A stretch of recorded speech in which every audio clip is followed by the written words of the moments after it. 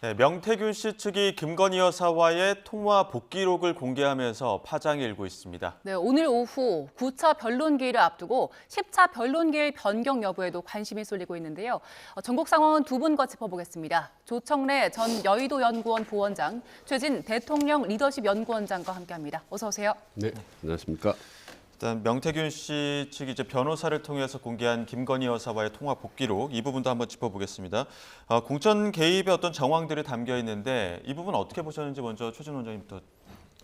일단 명태균 씨가 아마 작년에 대여섯 번 예. 정도 통화한 것을 48분으로 어떻게 보면 이제 복기록을 만들어서 이제 어떻게 보면 공개한 거 아니겠습니까? 예. 저거는 상당히 명태균 씨가 작심하고 폭로했다고 볼 수 있는데 내용이 보면 말이죠. 그 폭로한 내용을 보면 상당히 여러 가지 다양하고 구체적인 내용들이 많이 나옵니다. 예. 전 이제 그동안에 명태균 씨가 공개했던 내용이 뭐 더 이상 나올 게 있느냐라고 싶었는데 이후 보면은 이제 김건희 여사가 상당히 공천에 구체적으로 적극적으로 어떤 개입한 그런 지금 발언들이 나오고 있거든요.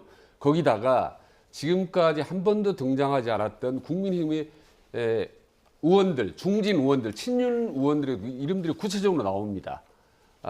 경남지사 이름도 나오고, 시작 윤한홍, 이철규 나오고요. 중진들 이름이 나오기 때문에 이런 부분들에 대한 조사, 확인 이런 과정들이 필요하다는 점에서 이 48분짜리 입장 공개 파장은 앞으로도 상당히 지속되고 또 확산될 가능성이 크다. 이렇게 봅니다. 네, 저희가 그래픽으로 보여드리고 있는 내용은 명태균 씨 측의 주장이고요. 지금 그 주장에 따르면 김건희 여사가 윤한홍 의원도 김 전 부장검사가 돼야 한다고 했고 또 내가 박완수 경남지사에게 전화해서 도우라고 했다라는 주장을 하고 있습니다. 하지만 지금 윤한홍 의원도 그렇고요. 박완수 지사도 이거 사실 무근이다. 나는 김건희 여사와 그 무렵에 소통한 적이 없다라고 부인을 하고 있거든요. 이게 이제 사실관계가 명확히 밝혀지면 파장이 만만치 않은 내용인 건 사실입니다. 그런데 지금 검찰이 그 휴대폰 포렌식을 거의 완료했다고 그러잖아요. 그런데 이게 명태균 씨 측에서 변호인을 통해서 선제적으로 이 부분을 공개하고 나왔는데 예. 그 공개된 내용이 복기록의 형태예요. 복기록이라는 건 기억을 복원해서 진술을 했다는 얘기잖아요. 예. 그러니까 이게 사실 포렌식 내용에 들어가 있는 건지 혹은 녹취 내용이 있는 건지 없는 건지도 확인이 안 됐습니다. 그러니까 이 부분은 현재로서는 설이고요. 현재로서는 명태균 씨의 주장이라고 볼 수가 있는 겁니다. 그런데 왜 이런 논리를 지금 풀고 나오는지 잘 모르겠어요. 이게 자기의 그 범죄 혐의에 대한 방어 논리도 아니고 아니면 사태가 이렇게 오도록 자기를 도와주지 않았다는 데 대한 원망인 건지 모르겠는데 어쨌든 맥락상으로는 이해가 좀 안 갑니다. 그리고 지금 흐름은 뭐냐 하면 탄핵 심판이 그러니까 막바지로 가면서 민주당이나 야당이 명태균 씨 의혹을 다시 정치적 이슈로서 전면에 등장시키는 시점인데 예. 공교롭게도 이 시점에 맞춰서 변호인단을 통해서 이게 풀고 나오고 있는 거거든요. 그러니까 이게 이제 통화 기록이라든가 녹취의 존재 여부라든가 이런 부분들이 만약에 정빙이 돼서 나온다면 검찰 수사는 상당히 탄력을 받아서 갈 수밖에 없는 내용이라는 건 분명하고요. 예. 지금 현재로서는 입증된 내용은 아니고 기억에 의존한 폭로다. 이 점을 제가 그 신빙성 여부와 얘기하고 관련해서 싶습니다. 명태균 씨 측에서는 실제 그 녹음 파일이 존재하느냐는 질문에 명태균의 입이 곧 증거다 이렇게 또 답변을 하긴 했습니다. 관련 내용 오늘 아침 인터뷰가 있거든요. 변호인의 인터뷰 듣고 대담 이어가겠습니다. 어제 그 복기록 같은 경우에는 제가 오전에 접견을 가서 이제 그 명사장님께서 불러주신데 적어왔는데 그 여부에 대해서는 저희가 확인을 하지 못했습니다. 이제 포렌식 선별 작업을 저번 주 금요일 기점으로 해서 이제 거의 다 끝났고요. 아마 그래서 그 포렌식을 담당하셨던 검사님께서 수사 보고서를 작성하실 거다 이제 이렇게 말씀하셨거든요. 아마 조만간에 아마 그 수사 보고서가 나오지 않을까 생각하고 있습니다. 사진이랑 카카오톡 내용까지 다 합치면 그 휴대폰에 들어있던 그 양은 한 50만 개 정도 되고요. 제가 그 50만 개라고 하는 거는 휴대폰 세대를 통틀어 가지고 나왔던 사진, 그다음에 카카오톡, 텔레그램, 문자 메시지 전체 다 통합해서 말씀드리는 겁니다. 그래서 응복된 것도 있습니다. 분량이 상당한데 복귀록 관련된 내용도 나올까요? 저는 이후에 후속적으로도 추가적인 내용들이 좀 줄줄이 고구마 줄기처럼 나올 가능성이 높다고 봅니다. 지금 방금 나왔지 않습니까? 50만 개라는 이 표현은 저는 처음 듣는 것 같습니다.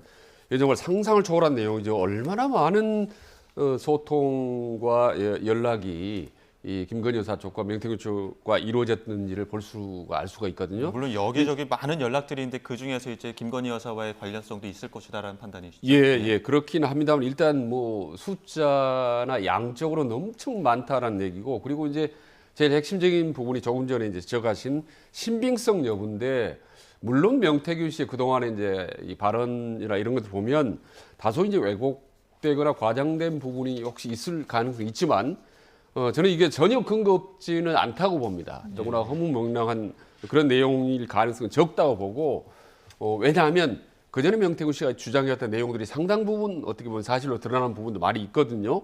거기다가 이미 신빙성 여부와는 상관없이 말이죠. 지금 모든 언론에 전부 다 나왔단 말입니다. 그거 어떻게 할 겁니까 지금?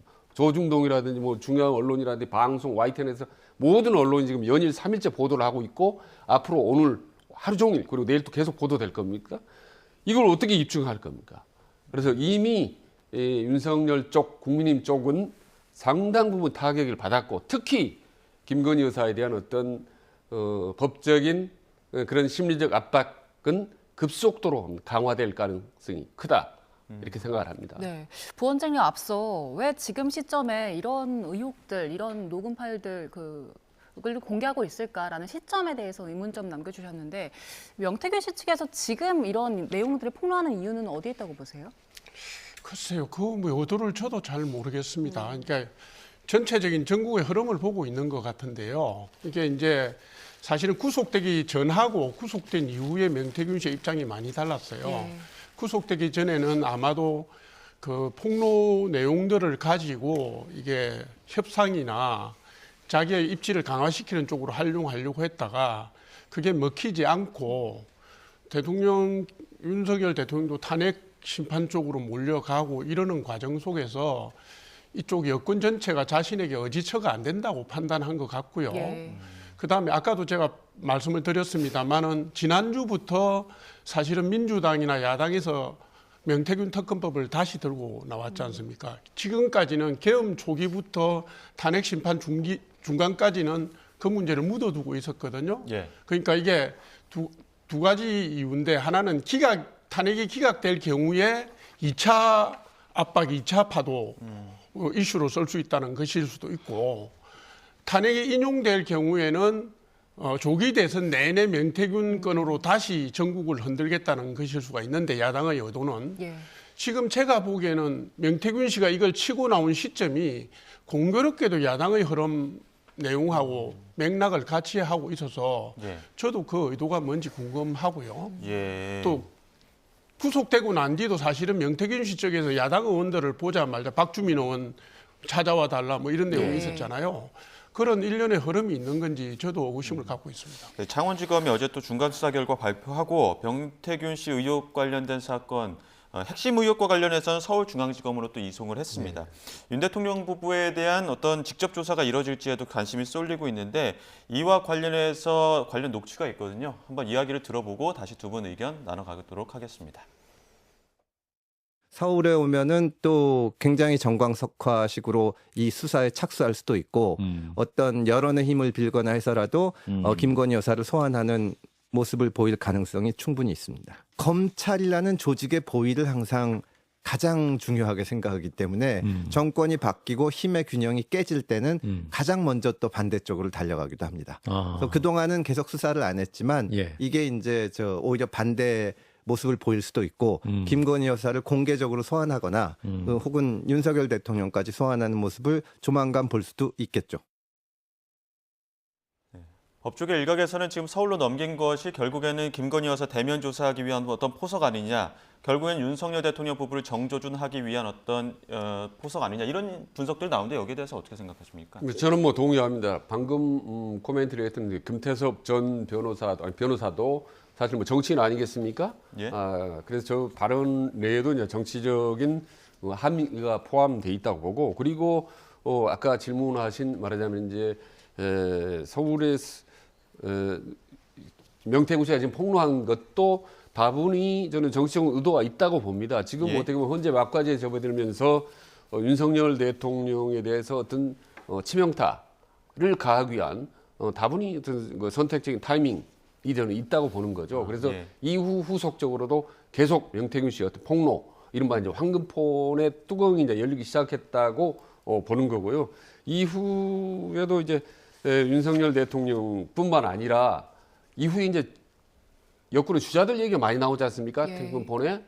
그래서 그 주자들에 대한 2차, 3차 어떤 코멘트를 통한 공격 이런 부분들이 계속 나올 가능성이 높다고 봅니다. 그러니까 어떻게 보면 윤석열 대통령도 이제 감옥 수감 중에 옥중 정치를 하지만 명태균 씨도 나름대로 이제 옥중 정치를 하고 있는 셈이죠.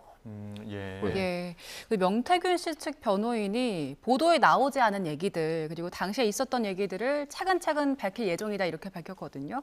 이제 추가 폭로를 할 가능성을 열어둔 건데 앞으로 여권의 그 잠재적인 대선 주자들한테는 직접적으로 어떤 영향을 미칠까요? 직접적인 타격을 가하겠다는 의도를 분명하게 드러냈어요.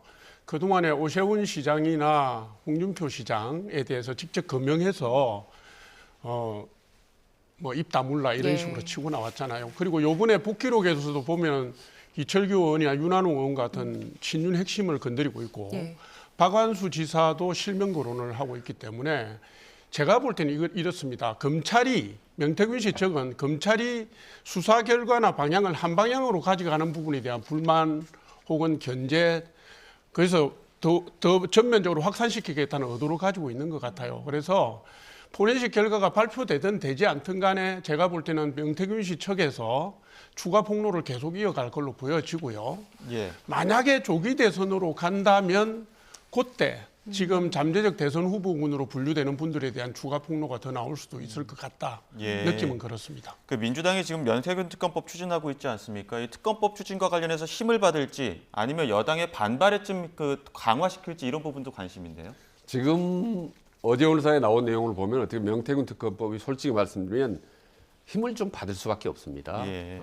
지금 너무 구체적인 내용들이 나오고 그다음에 지난 대선 때 어떤 개입 의혹이라든지 그다음에 뭐 2022년이죠. 그 보궐선거 어떤 개입 의혹, 그다음에 여론조사 개입 의혹 할 것 없이 지금 더구나 대선이나 총선 과정에서 인사 개입 의혹 이런 부분들까지 속속들이 들이 나오기 때문에 지금 특검법이 좀 더 강화될 수밖에 없다. 그동안에 줄타내거라고 민주당이 말해요. 줄타내거라고 걸핏하면 탄압하고 그래서 이런 비판적으로 많이 받았는데 이렇게 구체적인 내용들이 속속 나온다면 국민들이 다 보는 사람 입장에서 이거 구체적으로 좀 더 밝혀야 되지 않겠느냐라는 더 여론이 더 커질 수밖에 없는 거 아니겠습니까? 예. 더 이상 나올 게 없다고 명태균 특검 안 된다라고 거부할 수 있는 명분이 상당히 줄어들게 되는 거죠. 예. 그래서 윤석열 대통령 입장에서 본다면 사면 초과로 압박이 가해지고 있다. 예. 예, 헌재에다가 뭐 형사재판에다가 거기다가 명태균 특검법에다가 계속 2중, 3중, 4중으로 많이 어려운 처지 십자포화를 맞고 있는 상태라고 봅니다. 네, 지금 민주당에서는 명태균 씨에 대해서 그 공익제보자 요건을 검토한다고 했는데 그런데 사실 명태균 씨도 피의자인 상황이잖아요. 명태균 씨가 지금 이야기하는 폭로들을 얼마나 민주당에서 믿고 갈 수 있느냐. 그럼 특검법을 추진하는데 이게 오히려 역풍이 불 수 있지 않느냐 이런 우려도 있을 것 같아요. 아니 뭐 여태까지 아니면 말고 아니겠습니까? 이게 이제 여건발 이슈니까 민주당은 지금까지 이 문제와 관련해서 사실은 꽃놀이 피해라고 볼 수 있었던 거거든요. 근데 이제 지금까지 이렇게 의혹을 확산시키고 전파하는 것까지는 덕을 봤는데 명태균 특검법을 계속 밀고 나갈 경우에 이거는 민주당도 부담이 될 수는 있어요. 왜냐하면 검찰 수사가 지금 사실은 윤 대통령 내외 두 분을 남겨놓고는 거의 다 마무리가 된 상황이고 이번에 서울중앙지검으로 넘긴 것도 그거 아닙니까? 예. 그런 상황에서 이미 공소 제기를 앞두고 있는 상황에서 특검을 지금부터 밀어붙인다는 것은 특검법이 통과되고 난 뒤 특검이 꾸려지기까지 약 한 달 넘게 걸리거든요. 그러니까 시점도 맞지 않고 동일한 사건으로 공소가 제기됐을 경우에 동일한 사건으로 다시 기소할 수 없는 건데 왜 뒤지다거리를 정략적으로 활용해서 하느냐는 문제 제기도 생길 수가 있어요. 그래서 아마도 제가 볼 때는 이 특검법의 내용이 국민의힘을 정조준하고 있고 공천 과정이라든가 국민의힘 시스템을 들여다볼 수 있는 국민의힘 내부 시스템을 수사 대상으로 할 수 있는 내용이기 때문에 똑같은 논란이 정치권에서 또 재현이 될 겁니다. 예. 아마도 거부권 요청하고 뭐 이런 상황이 있을 건데 이 과정에서 민주당도 이전의 사안과 동일한 부담을 질 수밖에 없다. 예. 그래서 아마도 상황을 봐나가면서 속도 조절을 하겠지만요. 민주당 입장에서는 아마 지금까지 관행으로 보면 밀어붙일 겁니다. 예. 최 원장님 혹시 덧붙이실 내용 지금 있으십니까? 윤석열 대통령 같은 주변에 이제 방향 흐름이 어떻게 가냐면 우선 이제 헌재가 지금 막바지에 접어들었지 않습니까? 거기다가 지금 형사 재판이 동시에 진행되고 있는데 이런 상황에서 명태균 게이트가 뚜껑이 열렸기 때문에 아마 불가피하게 국회 국정조사는 좀 불가피하다고 봅니다. 사실은 일시적으로 이 부분을 이제 민주당에서 주장을 하고 있고 그리고 이어서 이제 특검을 이제 주장하고 있기 때문에 이게 관철이 되면은 그야말로 그 1단계, 2단계, 4단계 쭉 있죠. 헌재, 형사재판 그리고 뭐 국정조사 그리고 이제 특검까지 쫙 어떻게 보면 험한 가시밭길이 그냥 쫙 열리게 되는 거죠. 예. 자, 그런데 또 오늘 오후 2시에 시작되는 9차 변론도 예정이 돼 있어서 이 부분도 한번 짚어봐야 될 것 같습니다. 오늘은 이제 증인 신문 없이 진행이 될 예정인데 결국에는 이렇게 양측이 주장하고 있던 논리의 어떤 근거 싸움이 될 가능성이 크거든요. 어떤 부분이 좀 첨예하게 맞붙을까요? 증거조사 부분에서 그동안에 그러니까 수사 기록을 증거로서 헌법재판소가 예. 채택했지 않습니까? 예. 그 증거로서 채택했던 수사 기록 내용 중에 증인 신문과 배치되는 그러니까 현재 변론 과정에서 증인으로 등장했던 분들이 주장과 배치되는 부분들이 많이 있어요. 예. 네. 체포조 문제라든가 단전 단수 문제라든가 혹은 계엄령 선포 전에 국무회의의 구성 요건과 관련된 부분. 그러니까 국무회의는 사실상 의결 권한은 없거든요. 심의만 할 수 있는데 이상민 전 장관 같은 경우 11명을 채워서 개회를 했다. 부서는 안 했지만 예. 그래서 국무회의였고 흠결이 없었다. 이렇게 주장도 있었지 않습니까? 사실은 비상계엄의 그 성립 조건하고 그다음에 선관위라든가 국회의 그 헌법기관을 제약한 부분 그다음에 정치인들에 대한 체포조 관련 내용이 내란죄 구성이라든가 헌법 위반과 직접적으로 부딪히는 부분이잖아요. 이 세 가지가 다 예. 8차 변론까지 과정에서 다 흔들렸어요. 그래서 아마 증거조사 과정에서 양측에서 2시간의 시간을 갖고 아마 그 성명을 할 것 같은데 그런 내용을 중심으로 반박하고 방어하고 하는 예. 변론이 될 것 윤석열 같습니다. 대통령이 이제 오늘 나올지 안 나올지도 관심이었는데 오늘 직접 나오겠다라고 밝혔습니다. 나온다면은 오늘도 목소리를 낼까요? 오늘 또 이제 목소리를 내겠지만 그 효과는 적을 거라고 봅니다. 왜냐하면 이미 지금 7차까지, 8차까지 보면은 특별한 내용이 없습니다. 사실 윤석열 대통령이 주장했던 내용을 보면. 근데 사실 지금까지로 보면은 계엄의 어떤 위헌성이나 불법성을 빠져나갈 여지가 아주 적습니다. 그래서 마지막 저는 윤석열 대통령 변호인단지 기대할 수 있는 것은 이제 한덕수 총리나 전 조지호 경찰청장의 발언이라고 봅니다. 왜냐하면 지금 계엄이 위헌성이다라고 핵심 부분이 이제 국무회의의 적법성이거든요. 근데 이 부분에 대해서 한덕수 총리 이게 상당히 국무회의도 아니고 좀 문제가 있다라는 식으로 얘기를 했습니다. 근데 마지막에 이번에 나와서 한덕수 총리가 이 부분에 대해서 좀 윤석열 대통령에게 우호적인 발언을 해주면 상당히 그 부분이 좀 반영이 될 수 있을 거라는 기대감을 갖고 있을 거고 그 다음에 이제 국회 봉쇄 이거는 뭐 꼼짝 없는 어떤 그 계엄의 어떤 위헌성 입증한 거 아닙니까? 그중에 사실상 입증되어 왔다시피 했는데 조지호 경찰청장이 이게 아니다라고 다른 발언을 해준다면 윤석열 대통령이 상당히 유리하게 작용을 할 수도 있겠죠. 근데 그동안 본인의 혈액암 때문에 이제 본인 출석도 하지 않았고 또 발언도 어떻게 보면 침묵 비슷하게 해왔는데 그래서 막판에 윤석열 대통령 입장에서는 이 두 사람 한덕수, 조지호 경찰청장 이 두 사람이 좀 더 유리한 발언을 본인에게 유리한 발언을 해주기 바라는 그런 막판 좀 신뢰 같은 희망을 갖고 있지 않을까라는 생각을 합니다. 최진 원장이 말씀하신 것처럼 핵심이 이제 10차가 될 텐데 목요일입니다. 네. 근데 이제 오늘 그 9차 변론에서 목요일로 예정된 그 10차 변론 기일 변경을 할 수 있을지 여부 그 부분도 이제 나오기 때문에 그 부분이 가장 큰 관심일 텐데 어떻게 될까요? 기일 변경은 받아들여질까요? 지금 현재 공보관이 발표한 내용을 보면 안 해줄 것 같은 느낌이 들어요. 예.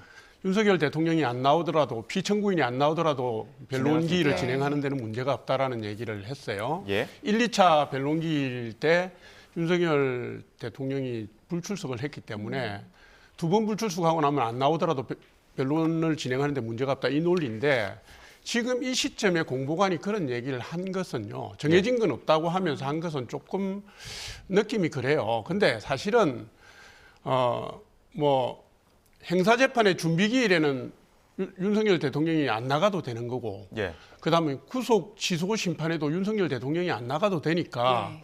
말하자면 그것 때문에 변론기일을 늦출 필요는 없다는 게 민주당 쪽에서 주장하는 건데요. 그러나 변호인단이 다 그쪽으로 가잖아요. 예. 본인의 방어권 문제는 변호인단이 대리해서 가는 건데 같은 날 그렇게 잡는 거는 그거는 인정상으로도 예의상으로도 아닌 것 같고요. 예. 그다음에 헌법재판소법 51조에 행사소송하고 그 중복이 될 경우에는 헌재 심판을 정지할 수도 있다는 내용이 있지 않습니까? 예. 물론 채택을 안 할 수도 있지만 이건 심판을 정지해 달라는 것도 아니고 예. 한 4, 5일 정도 늦춰 달라는 건데 예. 이거를 갖다가 뭐 18일 날 밝히겠다. 재판관 평의를 통해서 밝히겠다. 이렇게 얘기하는 거 보면 조금 너무 각박하죠. 저는 이건 좀 아니라고 봅니다. 네. 저는 이제 조정래 의원님 방금 말씀 동의합니다. 전적으로. 지금 뭐 아주 긴 시간 늦춰달라고 하는 것도 아니고 또 이게 뭐 억심 큰 대세에 큰 뭐 영향을 주는 것도 아니기 때문에 예. 늦춰질 필요가 있다. 더구나 요번에 이제 헌재 편향성 이런 부분에 지역이 많이 있지 않습니까? 그러면 헌재 입장에서는 오늘 이제 양측 얘기를 뭐 2시간씩 얘기를 하지 않습니까? 충분히 최종적으로 조율하는데 이때 충분히 양쪽 얘기를 듣고 변론 기일이나 혹은 뭐 윤석열 대통령 쪽에서 마지막 요구하는 부분들을 과감하게 흔쾌하게 모조리 수용하는 것이 오히려 일말의 어떤 뒷 이야기를 최소화할 수 있다고 저는 봅니다. 네. 만약에 헌재가 윤석열 대통령 측의 요청 이제 기일 연장해달라는 거, 변경해달라는 걸 기각한다면 윤석열 대통령 측에서는 반발할 걸로 보이는데 그동안 헌재 재판 과정 문제 삼으면서 중대 결심할 수도 있다 이렇게 밝혔었잖아요. 이번에는 만약에 헌재가 기각을 결정한다면 또 비슷한 상황이 반복될까요? 제가 볼 때는 기각을 한다고 해서 뭐 그렇게 극단적인 반발까지 갈 수 있는 상황은 아닌 것 같아요. 그리고 지금 이제 9차, 10차 변론기일 거의 막바지까지 왔잖아요. 네. 지금 변호인단이 총사퇴한다든가 하는 수를 쓰지는 않을 걸로 저는 그렇게 전망을 합니다. 왜냐하면 이게 이제 그 못마땅한 점이 있어도요. 그다음에 정치 편향이 오염 논란이 있어도 어쨌든 법은 법이고 그다음에 헌법에 대한 최고 해석 기관이 헌법재판소 아닙니까? 그래서 제가 볼 때는 그 변호인단이 최종 결심을 할 수 있다고 했던 것도 그 정도로 절박하게 우리의 의견을 좀 반영해 달라는 의사로 저는 이해를 했지. 실제로 무슨 선택을 해서 심판 과정을 무슨 지연시키거나 뭐 흐름의 중단을 가져오거나 이걸 기도한 건 아니라고 봅니다. 저는 예. 그렇게 봐요. 자, 그리고 목요일이 됐든 어쨌든 기일 변경이 됐든 증인들 과정에서는 지금 말씀하신 것처럼 한덕수 총리나 뭐 조주호 경찰청장의 경우에는 이제 윤 대통령이 좀 기대는 측면이 있다 이런 말씀해 주셨는데 네. 가장 큰 변수는 또 홍장원 차장이지 않습니까? 네. 홍장원 차장과는 어떤 이야기가 좀 오갈까요? 저는 이미 뭐 정치인 체포 명단의 어떤 진위, 쪽지, 또 진본, 뭐 사본 뭐 이런 논란이 있었습니다만 이 부분은 사실 뭐 워낙 국민들이 관심 많았기 때문에 여러 차례에 걸쳐서 이 부분에 서로 이제 공방이 있었고 또 규명 작업이 있었기 때문에 저는 이 부분에 대해서는 뭐 더 이상 추가로 나올 가능성은 없지 않을까라고 예. 저는 봅니다. 그리고 이미 그 홍장원 전 차장 얘기했던 어떤 메모가 또 논란 그리고 명단이 이 홍장원 전 차장한테만 개인에게 나온 게 아니거든요. 이미 여러 사람에게 나왔거든요. 뭐 특전사령관에 나왔고, 뭐 서울 경찰청장에 나왔고, 그 다음에 뭐 대령급 단장에서도 여러 차례 나왔고 명단이 나왔기 때문에 저 명단이 뭐 한두 명 다른지 어떤지는 그건 뭐 모르겠지만은 이미 15명 정도의 정치인을 체포하려고 했다라고 하는 어떤 구체적인 팩트는 확인이 되기 때문에 저는 다음 뭐 변론 기일에서 오히려 홍장원 보다는 저는 오히려 이제 마지막 총리였든지 한덕수의 발언이 어떤가 이런 예. 부분들이 관심이라고 보고 그동안의 발차를 보면 현재 과정이 솔직히 대통령 쪽의 변호인단 쪽에서 추가로 특별하게 나온 건 없어요. 추가로 이제 대통령 좀 불리한 입장들은 여러 가지로 추가로 나왔지만 그렇기 때문에 저는 일단 현재 입장에서도 좀 마무리 수순으로 들어가지 않나. 그리고 별로 길 연장하거나 추가를 하더라도 별 특별한 게 나오는 게 없겠다라고 현재는 좀 판단한 것 같아요. 예. 저도 개인적으로 특별히 대세에 영향을 줄 만한 새로운 상황이나 어떤 증언, 어떤 물증들이 나올 가능성은 현재에서는 없는 것 같다. 예. 일단은 뭐 마무리 수순으로 가는 것 같다는 생각이 듭니다. 예, 그런데 그 홍 전 차장 외모 두고서는 홍 전 차장이 일단 한번 출석을 해서 얘기를 했고, 그 다음에 조태용 국정원장이 여기에 대한 신빙성에 대한 의혹을 제기했고, 다시 이제 홍 전 차장이 나오는 거잖아요. 그러면 조금 더 명확한 사실관계가 확인될 수 있을까요? 지금 최 원장님께서 말씀하셨는데 저도 동의를 합니다. 지금 뭐 새로운 사실이 나올 내용은 아니고요. 헌법재판소 변론이라는 게 상반된 주장이 나왔을 때 그것을 걸러서 조사해서 입증할 수 있는 자리도 아닙니다. 제가 볼 때 헌법재판소가 10차 변론기일에서 세 사람의 정인을 추가로 채택했던 것은 헌법재판소에 대한 국민 신뢰가 문제가 되고 편향성 논란이 있으니까 그 가운데서 제기될 수 있는 그 문제점을 보완하기 위한 정당성을 강화하는 일정으로 저도 이해를 해요. 그래서 기존에 나왔던 내용보다 진일보한 내용이 나올지는 않을 거고요. 그냥 그 공방을 재현하는 수준에서 아마도 그걸 가지고 재판관들이 자신들의 판단에 참고를 하는 그런 자리가 될 걸로 보입니다. 그래서 언론의 주목을 받고 있는 것만큼 새로운 내용이 나오거나 추가 네. 내용이 나오지는 않을 것 같다 이렇게 저도 봅니다. 근데 이제 한덕수 총리 같은 경우에는 첫 출석이지 않습니까? 네네. 앞서 말씀하신 것처럼 조금의 어떤 그 윤 대통령 측이 좀 기대하는 부분들도 있다는 말씀해 주셨는데 부원장님께서 어떻게 보십니까? 그 한덕수 총리가 정언을 할 수 있는 사실 관련 내용은 뭐 국헌문란이나 폭동이나 그런 것보다는요. 계엄의 적법성 여부, 법률을 위반했느냐, 헌법을 위반했느냐 하는 부분. 그게 이상민 전 장관이 국무회의, 계엄 전 국무회의가 문제가 없었다라고 얘기를 했기 때문에 그 부분에 대한 질문이 집중될 것 같고요. 한덕수 총리는 예전에 다른 자리에서 법적인 하자가 있었다고 얘기를 했거든요. 아마 거기에 집중해서 질문을 하고 공방을 하는 자리가 될 걸로 보입니다. 네, 그리고 조지호 경찰청장은 앞서 2차례 불출석했거든요. 건강상 이유 때문이었는데 이번에도 만약에 나오기가 어려워진다면 다른 방식으로 조지호 청장의 증언을 좀 획득할 수 있는 방법도 있습니까? 그러니까 윤석열 대통령의 변호인단 측을 어떻게 해서든지 조지호 청장이 국회에 나와서 본인들이 유리한 발언을 해 주기를 바라겠죠. 왜냐하면 이번엔 계엄 내란죄 여부가 이제 국회 봉쇄, 체포영장 이 관련된 거 아니겠습니까? 근데 여러 사람들이 이제 발언들이 있었는데 조지호 청장은 비교적 지금 묵비권을 행사하면서 발언 김봉식 전 청장도 마찬가지고요.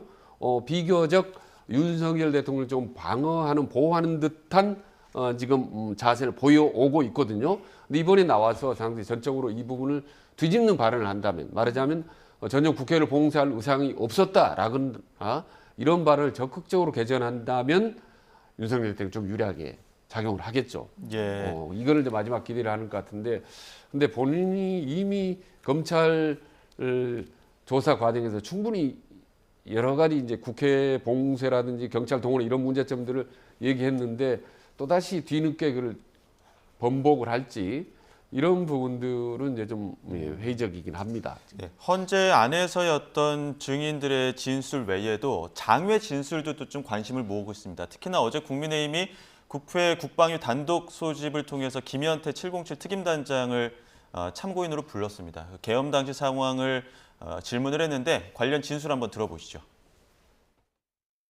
단전은 특전사령관께서 12월 4일 00시 30분에 대통령 전화를 받고 스스로 무언가를 하기 위해서 생각해낸 여러 가지 중에 한 가지입니다.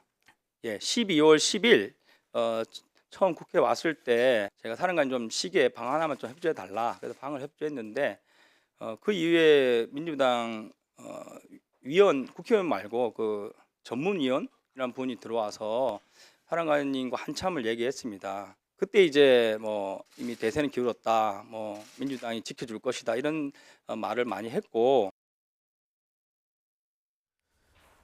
그러니까 주말 사이에 민주당은 그 계엄 당시에 계엄군이 투입해서 단전 조치를 했던 부분, 이 부분을 좀 공략을 했었던 것 같고, 어제 바로 국민의힘에서는 김현태 단장이 그 단전 같은 경우에는 윤 대통령의 지시보다는 곽종근 전 특전사령관의 지시였다, 이렇게 증언을 했습니다. 또 한편으로는 이제 곽종근 전 단장의 어떤 회유설, 이 부분을 좀 정황을 좀 공략한 것 같은데, 이 부분에 대해서 어떻게 들으셨습니까? 그 내용을 진술을 자세히 보면요, 굉장히 구체적이고 예. 오간 얘기도 문맥 그대로 전달을 하고 있거든요. 그 실명 거론을 하고 있고요. 국회 전문위원이라는 분이 등장을 하고, 그다음에 박범계 의원이라든가 부승찬 의원이 했던 얘기, 예. 부승찬 의원 같은 경우는 변호인 스님을 도와주겠다 뭐 이런 얘기, 그다음에 박범계 의원은 사전 리허설을 한 거, 답변 자료 아까는 그렇게 얘기하지 않았지 않느냐 하고, 그 곽종근 특전사령관의 그 진술 내용에 대해서 개입한 정황들이 보이거든요.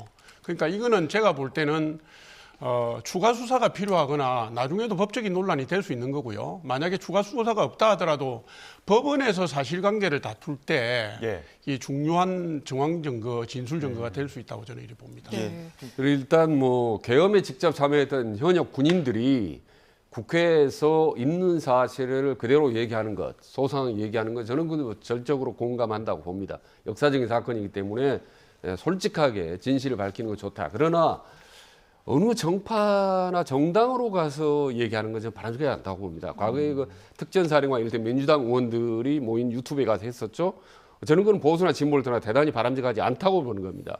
근데 요번에 보니까 지금 707 단장, 김현태 단장 같은 경우는 국민의힘만 주관하는 또 국회 모임 와서 얘기를 했습니다. 예. 지금 이 발언들이 전부 국민의힘만 있는 상태에서 얘기하는 겁니다. 예. 그래서 저런 건 참 솔직히 보기가 좋지 않다. 계엄군 사회에서도 마치 여야로 갈라진 듯한 느낌을 주고, 그럼 누구 어느 말을 믿을 수 있느냐. 저 사람들도 정치바람 좀 휘둘리는 게 아닌가라는 생각이 들어서 좀 씁쓸한 생각이 들고요. 이후에도 검찰이나 수사 과정에 좀 군인답게 좀 그 정도를 걷는 모습을 보여주고, 말을 자꾸 이렇게로 바꾸거나 조그만 거를 막 뒤엎거나 물고 늘어지거나 이런 좀 정치인 같은 그런 행보를 발언을 하지 않았으면 좋겠다라는 것을 이 자리에 좀 군인들에게 말씀드리고 싶습니다. 예, 그런데 이 이후에 민주당 그 국방위원들이 반박 성명을 내기도 했거든요.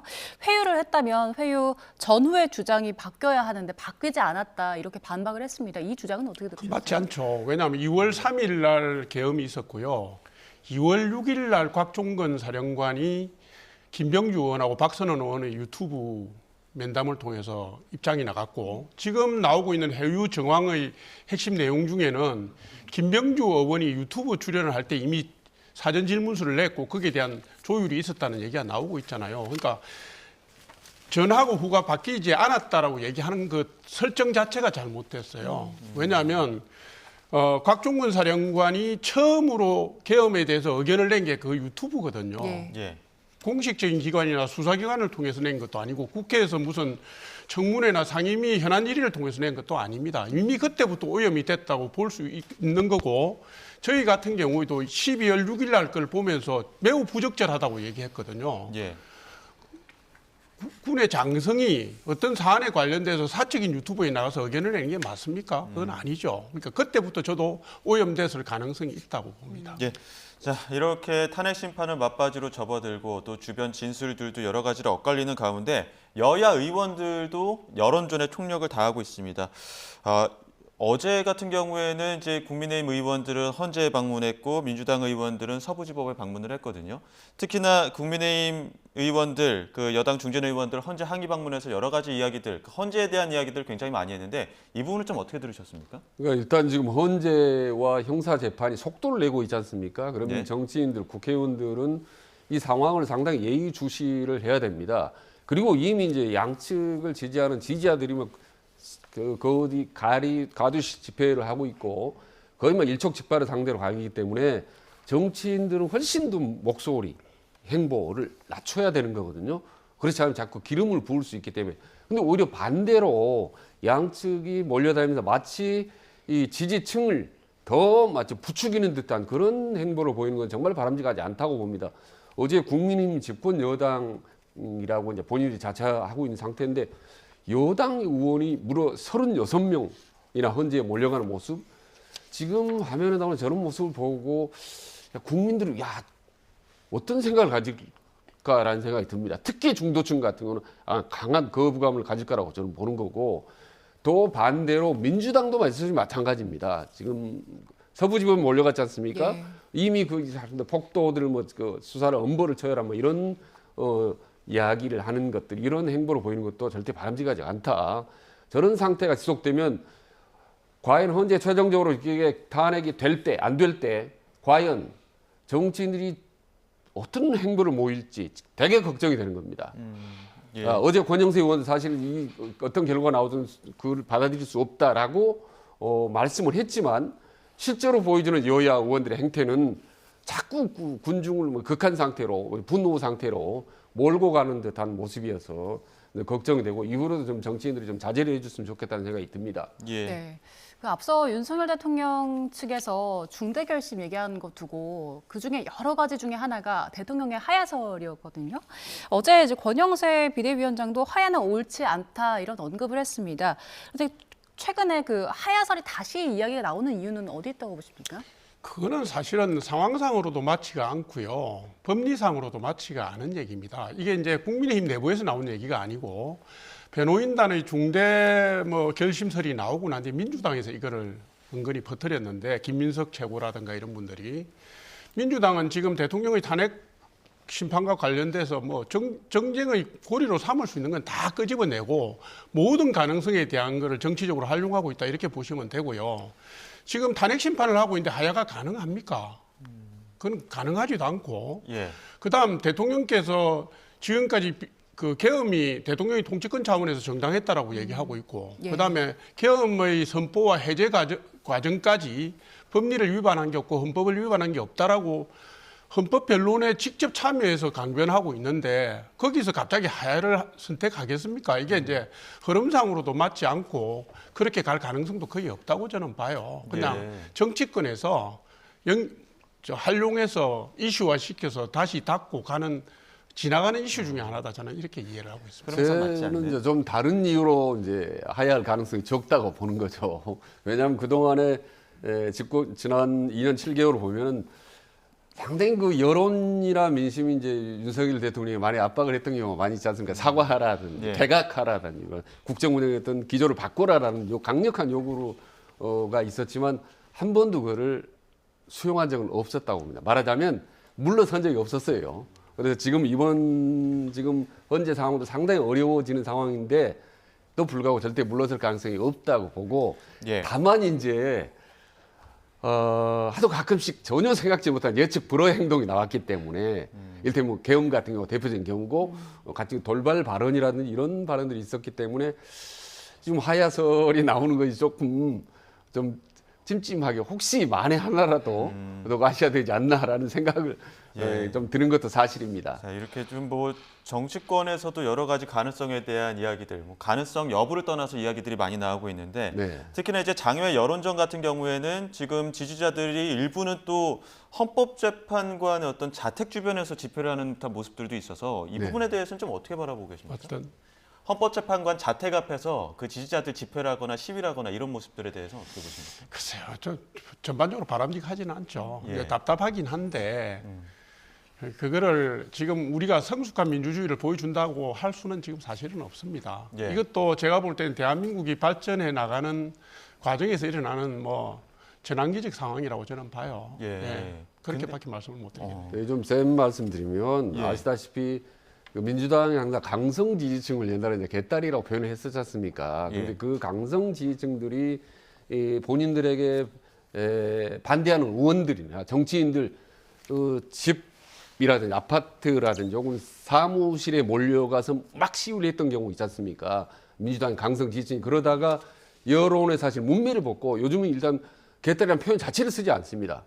그런 점에서 강성 지지층 입지가 훨씬 줄어들었죠. 과격한 행동을 했기 때문에. 근데 그렇게 비판을 했던 보수 진영, 이제는 오히려 보수층이 저렇게 반대로 말이죠. 헌재 재판관 앞에 집 앞에 몰려가서 한다든가 이런 건 절대 바람직하지 않습니다. 저거는요, 오히려 진보든 보수든 간에 강성 지지층 집이라든지 사무실 몰려가서 이렇게 개인을 향한 어떤 위해 협박성 행동을 보이는 거는 절대 본인 진영에 크게 마이너스입니다. 저건 오히려 당에 나서서 막 아주 강력하게 말리거나 제지를 해야 되는 겁니다.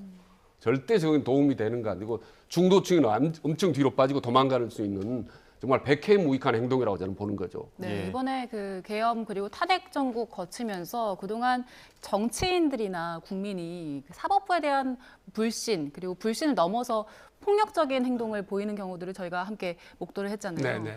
이게 앞으로 탄핵 결정 이후에 또 다른 숙제가 될 것 같은데 글쎄요, 어떻게 해야 많은 될까요? 분들이 그 후유증을 걱정하시는 것 같은데 후유증이 없을 수는 없겠죠. 실질적으로 이번에 이 탄핵 심판 과정을 보면 우리가 법률적으로 제도적으로 미비한 부분이 많다는 것을 논란거리가 많다는 것을 인지한 측면도 있습니다. 요거는 이제 한국의 정치나 법이나 사법부나 제도가 이걸 보완해야 될 숙제가 있는 거고요. 다만 이제 이슈로서의 흐름을 보면 이게 만약에 인용이 될 경우는 바로 조기 대선으로 가기 때문에 이슈 전환의 효과가 커서 즉각적인 반발에 의한 사법부 중단 현상이라든가 정치 중단 현상은 있지 않을 걸로 저는 보는 것이고요. 또 만약에 기각이 된다면 대통령이 자리로 다시 돌아오시더라도 제가 볼 때 국민의 눈높이에 맞는 전면 혁신을 할 수밖에 없는 상황이라고 저는 보기 때문에 예. 이렇든 저렇든 지금 양 진영이 주장하는 게 탄핵 심판 이후에도 그대로 힘을 받아서 가기는 힘들지 않겠나. 국면의 전환이 있을 거다 저는 이렇게 예. 봅니다. 헌재 판단의 여부와 관계없이 지금 조기 대선을 염두에 둔 움직임들이 많이 보이고 있습니다. 특히나 이재명 대표는 오늘 24일 날 김부겸 전 총리와 만찬 회동하기로 했고 또 배석자 없이 독대 예정이라고 하는데 여기서 어떤 이야기 나눌까요? 일단 뭐 당연히 통합 얘기 나오지 않겠습니까? 예. 지금 어떻게 보면 이제 민주당 이재명 대표 집권 가능성이 혹시 높아지는 건 사실 아니겠습니까? 조기 대선이 뭐 거의 기정사실화되고 모든 여론조사에서 이재명 대표가 압도적으로 1위를 달리고 있기 때문에 이 가능성이 높아지는 반면에 또 이재명 대표에 대한 또 2심 재판이 다가오고 있거든요. 그래서 민주당의 비명계 입장에서는 이제 강력하게 통합을 주장한다고 보는데 저는 실질적 통합은 이루어질 가능성은 적다라고 봅니다. 일단 국민들 중도층 흡수하기 위한 외형적인 전략적 차원에서 통합을 행보하고 김부겸을 만나고 이후 또 다 비주류 의원들을 이제 만나겠다는 거 아니겠습니까?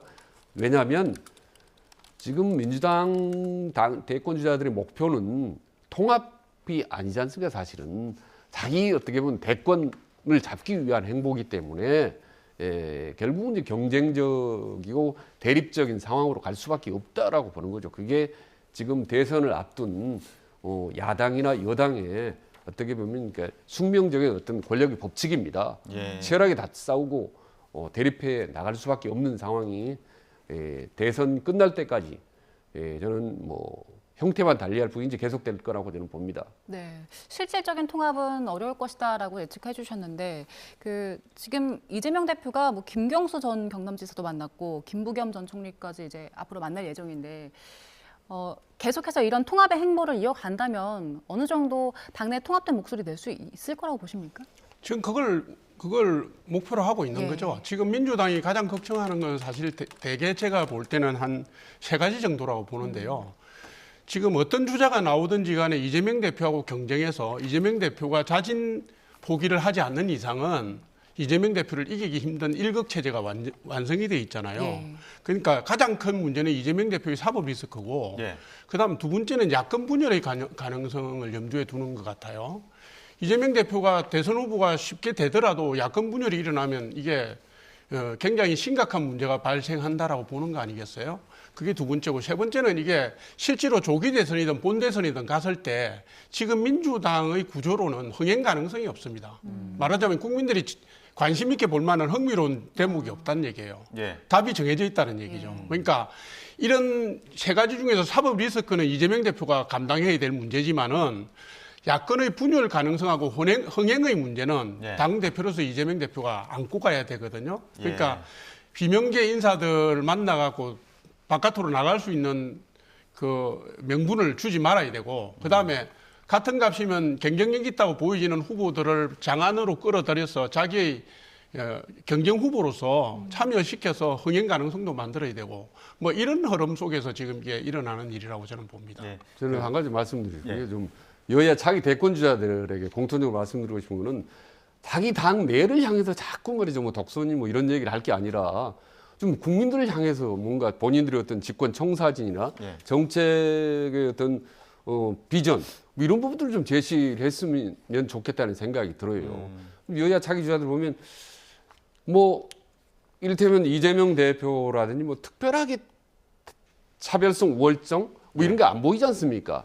뭐 당의 통합을 해라는 거 너무 오래전 뭐 10년, 20년 전부터 듣던 얘기고 뭐 일극 체제 뭐 이런 걸로 해서는 저는 민주당 당원들이 전혀 동요가 없고 네. 한동훈도 마찬가지입니다. 한동훈 뭐 전 대표도 와서 어떤 이제 메시지를 낼지는 모르겠지만 당 내에서 또 무슨 통합 얘기하고 무슨 친윤 문제 있다 이런 얘기는 더 이상 식상하기 때문에 좀 국민들 특히 이제 중도층이 볼 때 와 이건 새로운 대안이다라고 생각할 정도의 어떤 좀 한 단계 좀 진전된 국정의 청사진이라든지 내가 만약에 대통령이 된다면 어떤 방향으로 이끌겠다라는 그런 정책적인 그리고 민생 이런 비전들을 상당히 좀 피부에 와닿게 좀 제시를 했으면 좋겠다는 생각이 들어요. 예.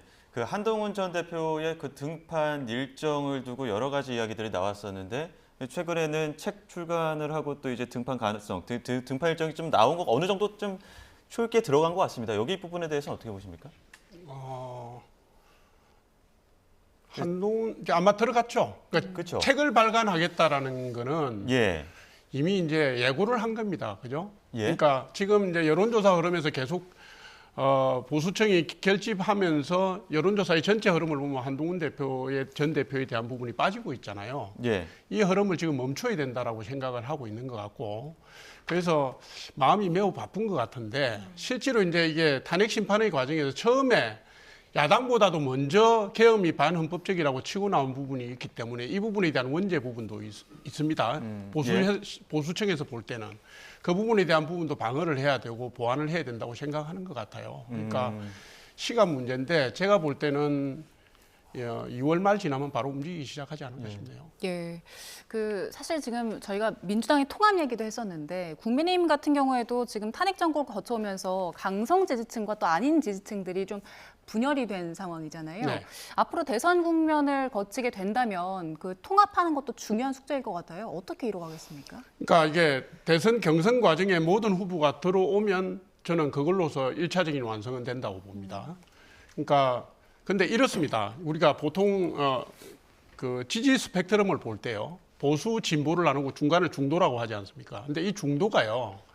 단일한 색깔의 중도가 아닙니다. 거기에 보면 중도 보수도 있고 중도 진보도 있고 중도 중에 중도도 있고 이렇습니다. 그러니까 실제로는 한 보수층이 결집을 확실하게 해줘야 중도 보수가 끌어당김 효과에 의해서 밴드웨건 효과에 의해서 이쪽으로 올 수 있는 거거든요. 지금 이번에 탄핵 심판 과정에서 드러나는 쏠림 현상이 일종의 그런 거고요. 그다음에 이게 만약에 조기 대선이든 본 대선이든 가면 정책 행보라든가 당의 뭐 향후 비전이라든가 이런 부분을 통해서 중도 중에 중도라고 할 수 있는 약 5% 정도 5% 내외의 정도의 소구력을 갖기 위한 추가적인 작업이 그때 들어갈 수 있는 것이지 지금은 섣불리 그러니까 타겟을 옮길 수는 없는 상황이다 저는 이렇게 봅니다. 예, 탄핵 심판은 막바지에 접어들고 있고 또 정치권도 분주히 움직이고 있습니다. 지금까지 전국 소식 조청래 전 여의도연구원 부원장, 최진 대통령 리더십 연구원장 두 분과 함께했습니다. 고맙습니다. 고맙습니다. 네, 고맙습니다.